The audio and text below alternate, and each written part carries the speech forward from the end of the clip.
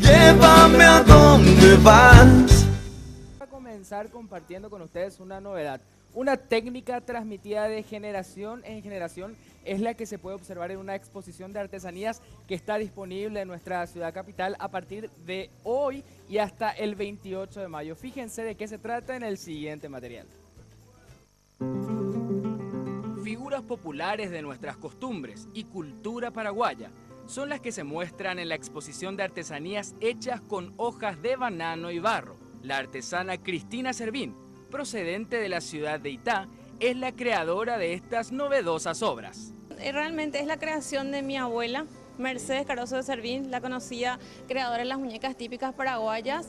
Ella me creó a mí desde los 3 meses y aprendí todo lo que aprendí de ella. Me dejó su herencia, ahora todo lo que fue su creación de las muñecas paraguayas y su última creación, las figuras populares, pesebres ecológicos en hojas de banano.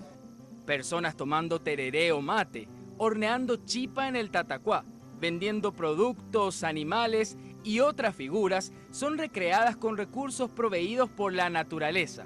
Y aunque la artesana no revela su secreto, menciona el largo trabajo que realiza para tener las obras terminadas. Y el secreto del artista que no se cuenta. No, ese secreto no se cuenta. Es un secreto, es la creación de mi abuela que heredé yo el secreto también de la mantención de la hoja, pero realmente dura muchísimo. La hoja de banana simplemente cuando tiene polvo le puedes sacudir, incluso con agua, una duchita después al sol.